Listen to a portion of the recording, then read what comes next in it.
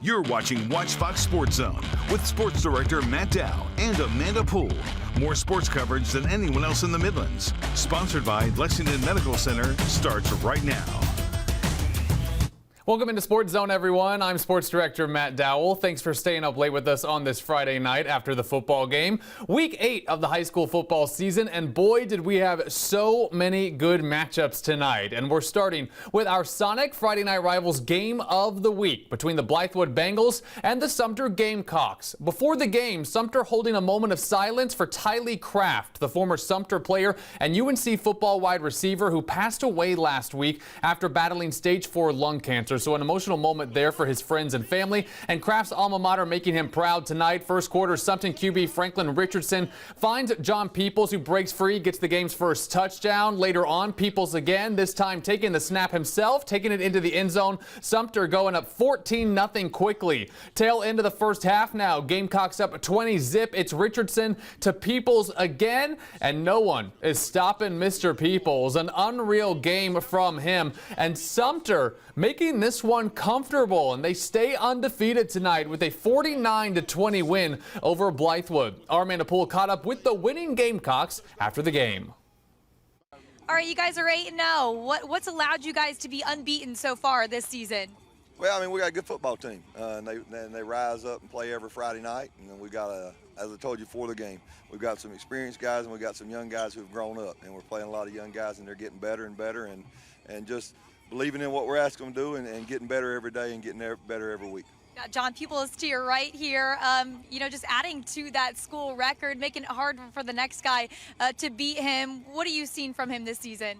Well, I mean, John's John. He's been this way for 3 years. Y'all just getting to see him now. We know who he is. But John will be the first guy also to tell you that it's the offensive line and the H-backs and that are blocking for him that allow him to have the success that he does. But John's a warrior. Everybody knows that. He's tough. He's as tough a guy as anybody on our field.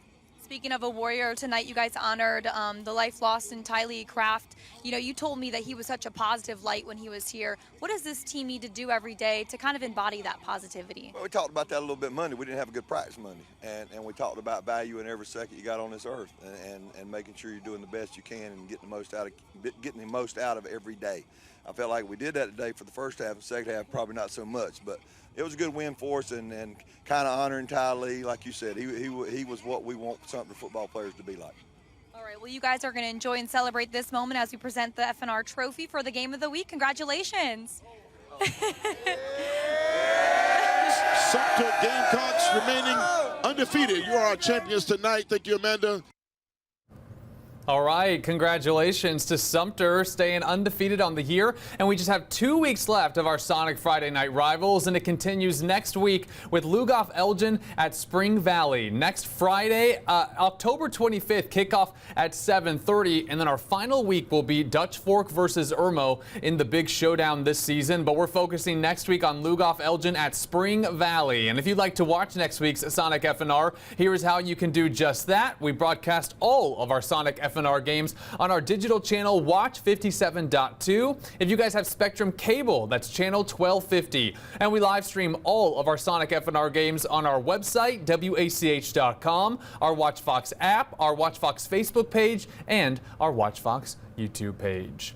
Well, let's keep the highlights rolling from tonight's Week 8 action. The River Bluff Gators hosting the Chapin Eagles at the Swamp, starting this one in the first quarter with the River Bluff Gators. QB Parker Murray dodging the Eagles defenders here, and he's going to connect with his tight end Stephen Collier, who glides into the end zone. The start for a big night for the Gators offense. They go up 7-zip early. Later on in the first, still with River Bluff, Murray finds Lathan Smalls, who finds space and gets a big gain for the Gators here, and they would come up good on their second drive of the game as well. Later on, in good field position, Murray handing it off to running back Hayden Myers here, who's able to get the touchdown. This one was all about River Bluff as the Gators cruised to victory 30-6 over the Chapin Eagles.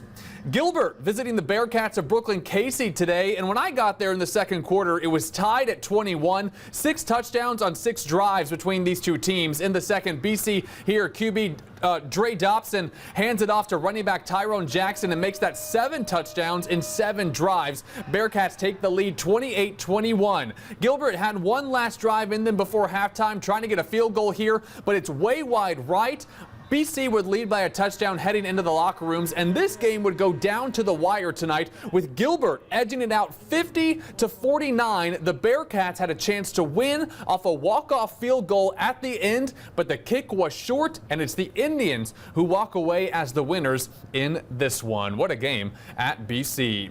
Let's check out some scores from Week 8 action tonight. The Griffins of Fairfield Central cruising over the Eau Claire Shamrocks 62-3. Lower Richland also getting a big win over the Lakewood Gators 53-6. Other Week 8 scores for you tonight. Silver Bluff a 30-point winner over Swansea, and Strom Thurmond rolling over the Pelion Panthers 55-6. More scores include Westwood with a 6-point win at Lugoff Elgin, a good win for the Red Hawks, and AC Flora and Dreer looking like they're playing a basketball game tonight as the Falcons win that one against their crosstown rivals 70-35.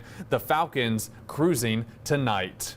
Over at White Knoll, a showdown between Irmo and the Timberwolves. Let's start with White Knoll's Landon Sharp throwing the ball here to J.J. Keith, taking a nasty hit from Irmo's Matthew Blocker. Irmo defense coming up big there. And speaking of Irmo, their QB, A.J. Brand, looking here on the offensive side to throw the ball. Couldn't find anyone, so the Virginia Tech commit takes matters into his own hands. Ran all the way to the 50-yard line. So a big gain there for Irmo. After the play, though, Nate Carson, shaken up after a nasty hit on the play, went to the bench to recover, so we hope he's all right for Irmo. But later on, Irmo going to make good on that big gain from A.J. Brand, as Brand here going to take it himself, going all the way in for the touchdown. This game was neck and neck for a while, but it's Irmo who comes through with a 35-21 victory. The Yellow Jackets remain unbeaten on the year. Let's head to another unbeaten team. That's the Dutch Fork Silver Foxes over at Lexington. Dutch Fork getting their first touchdown here when quarterback Ethan Offing hands the ball to Sheldon Shine, and Dutch Fork starting early. After that, they get a second touchdown. Justin Welch kicking the PAT. The score now 14-0 for Dutch Fork. Later on, Ethan Offin with the pass to KJ Smith. KJ Smith putting Dutch Fork in good field position once again against a really good Lexington defense. And here they're going to get another touchdown when the ball passed to Shine once again, and he shined bright on this night. Dutch Fork cruising in this one by a final score of 42-0 over the Lexington Wildcats. Let's check out some more Week 8 scores for you guys tonight, including Camden with a big win at home over York, winning that one 21-13. The Keenan Raiders with a 30-point victory over Fox Creek. Keenan having a really good season. More Week 8 scores for you guys include some Skeeza action, as Ben Lippin got a win at home by a touchdown over the Swamp Cats of Lawrence Manning, and Hammond went on the road to a good Northwood Academy team in the Low Country, and the Skyhawks walk away with a 16-0 shutout win. That's a big win for the Skyhawks. Other scores for you tonight include Cardinal Newman at Augusta Christian. A tough night for the Cardinals. They fall 34-23. And Manning getting a 49-10 win over Atlantic Collegiate tonight. So a big win for Manning.